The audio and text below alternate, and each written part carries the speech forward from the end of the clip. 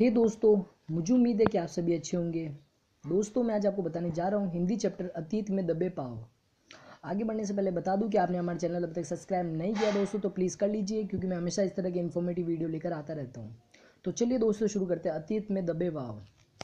इस कहानी में ज़्यादा कुछ नहीं है, बस दो कहानी हिस्से गठित हुए हुए। जैसे कि एक तो लेखक सिंधु सभ्यता की तारीफ करते हुए बताता है कि यहाँ पे अनेक प्रकार के साधन पाए जाते हैं, जैसे कि मिट्टी के बर्तन मिले हैं खुदाई के दौरान, मूर्तियाँ, बर्तन, सिक्के आदि प्रकार के बर्तन मिले हैं। और यहाँ के लोगों ने भी आज से करीब 2000 या 4000 साल पहले लोगों ने जिस चीज़ का सिंधु सभ्यता का निर्माण किया है उन्होंने ऐसे तरीके से किया है कि वो एक सुंदर सभ्यता लगे, आने वाले लोग इस ज़माने में उस चीज़ को पहचाने, उस चीज़ की कला को जाने कि उन्होंने कैसे बनाया है। इसके बारे में लेखक ने बताया है। और कि यहाँ के लोगों को एक खास बात है कि यहाँ के लोगों को किसी प्रकार का दिखावा नहीं है। चीज़ें पाए जाने वाली सब यहीं पे थी, जो भी पुरानी चीज़ें, खूबसूरत चीज़ें, अनेक डिफरेंट तरह की नई नई चीज़ें यहीं पे ही पाने जाने पर यहाँ के लोगों को किसी प्रकार का कोई दिखावा नहीं था। इससे भी लेखक बहुत प्रभावित होता है। इस चीज़ का निर्माण किया जिससे वो सुंदर लगे। बस सिंधु सभ्यता की खासियत यही थी जो लेखक इस अतीत में दबे पाँव में छपाना चाहता है। तो अतीत में दबे पाँव के कहने का मतलब ये है कि आज ऐसी सभ्यता देखने को नहीं मिलती है, क्योंकि वो अतीत पुराना और उनमें ही दबकर रह गई है। आज की ऐसी सभ्यता नहीं है। आज की सभ्यता इससे बिल्कुल अलग बन चुकी है, क्योंकि यहाँ के लोगों का आजकल दिखावा, लालच जैसा होने लग गया है।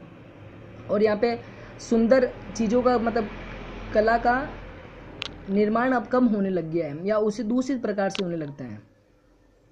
बस यही है अतीत पाव के दबे पाव की पूरी समरी दोस्तों। तो आ जाते हैं अब इसके क्वेश्चन आंसर पर। सॉरी दोस्तों, क्या मेरे वो क्वेश्चन आंसर क्वेश्चन नोट नहीं किया हुआ है, आंसर डायरेक्ट नोट किया हुआ है, पर सिंपल लैंग्वेज में आपको आसानी से अंडरस्टूड हो जाएगा। तो मैं इसी के माध्यम से आपको समझा देता हूँ। आप कोई प्रश्न नोट कर लेना, ये मैं आंसर बोलने जा रहा हूँ। जैसे कि सिंधु सभ्यता साधन बहुत संपन्न थी। यहाँ पर अनेक प्रकार के साधन पाए जाते हैं। इसके बावजूद यहाँ के लोगों को किसी प्रकार का कोई दिखावा नहीं है, क्योंकि यहाँ पे अनेक प्रकार के साधन पाए जाते हैं। यहाँ पे लोगों को फिर भी लालच या दिखावा नहीं है। पूरे में ही बनावटी का कोई आडंबर दिखाई नहीं देता है। बनावटी दिखावे का कोई आडंबर, कोई भी दृश्य दिखाई नहीं देता है। और इस प्रकार इस सभ्यता का निर्माण उसी तरीके से किया गया है जिससे वह मनोहरी लगे, यानी सुंदर लगे, खूबसूरत लगे। निर्माण शैली अद्भुत होने पर भी दिखावे से दूर नहीं थी। इतनी बढ़िया शैली थी, इतनी बढ़िया सिंधु की सभ्यता थी, सिंधु घाटी थी, परंतु यहाँ के लोगों को किसी प्रकार का कोई दिखावा नहीं था। जो वस्तु जिस रूप में सुंदर लगती है उसे उसी प्रकार से उसका निर्माण किया गया है। ये क्वेश्चन आंसर फर्स्ट। सेकंड में आप नोट कर लेना क्वेश्चन। जैसा आंसर बोलता हूँ मैं। लेखक कहता है कि सिंधु सभ्यता की खुदाई के दौरान जो वस्तु प्राप्त हुए उनके आधार पर यह कहा जा सकता है कि यह सभ्यता समाज प्रधान थी या व्यक्तित्व न होकर समूहित थी, क्योंकि यहाँ पे इनमें किसी न किसी राजा का प्रभाव था या नहीं, किसी प्रकार धर्मशैली या शासन था, किसी न किसी राजा का तो रहा ही होगा, परंतु ये परंपरागत रूप से भिन्न थी। कवि के कहने का यही है कि ये जो सभ्यता थी यहाँ पे किसी न किसी प्रकार का तो राजा का राज हुआ ही रहा, और ये सभ्यता सबसे भिन्न थी, सबसे अलग थी, क्योंकि यहाँ पे शांत शैली, किसी प्रकार का कोई लालच नहीं, किसी प्रकार का कोई बनावटी दृश्य नहीं, आडंबर नहीं, और यहाँ पे अनेक प्रकार के साधन पाए जाते थे। तो ये सेकंड था। थर्ड, जैसे कि सिंधु सभ्यता की खुदाई के दौरान वहाँ यहाँ की मिट्टी के बर्तन, सिक्के, मूर्तियाँ, पत्थर और मिट्टी के उपकरण मिले हैं, यानी मिट्टी से बनाई हुई चीज़ें।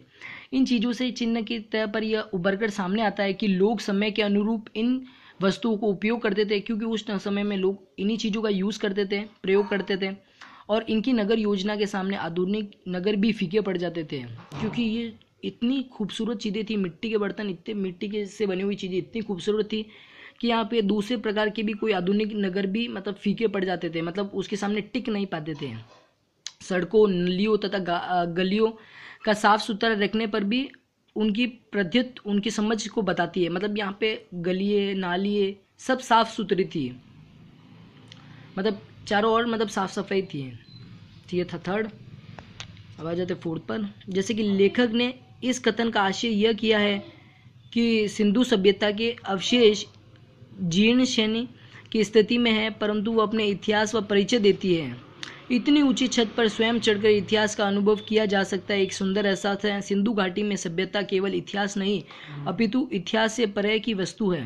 इस वस्तु को हमें उससे अधूरे पायदान में खड़े होकर ही देखा जा सकता है। ये अधूरे पायदान विश्व की प्राचीनतम सभ्यता के दर्शाते हैं। मतलब लेखक बताते हैं कि मतलब ये सिंधु घाटी की जो सभ्यता है ये इतिहास नहीं है बल्कि ये सच्ची मानवीय विभूति है, क्योंकि ये सच्ची में ये इतिहास रचा जा चुका है और इसी वस्तु और उनकी बातों पे आधार पर यह सिद्ध किया जा सकता है कि सिंधु घाटी की सभ्यता प्राचीन काल की एक मशहूर इतिहास का चित्रण करती है। तो ये था दोस्तों इसके क्वेश्चन आंसर और इसकी शॉर्ट समरी। मुझे उम्मीद है आपको ये वीडियो पसंद आया होगा। वीडियो को लाइक और शेयर शुरू करें और प्लीज़ हमारे चैनल को सब्सक्राइब करना मत भूलें। जिन्होंने हमारा चैनल सब्सक्राइब कर लिया उन्हें बहुत बहुत धन्यवाद। Thanks for watching my video. Bye दोस्तों, जय हिंद, वंदे मातरम। अगली वीडियो में फिर मिलते हैं।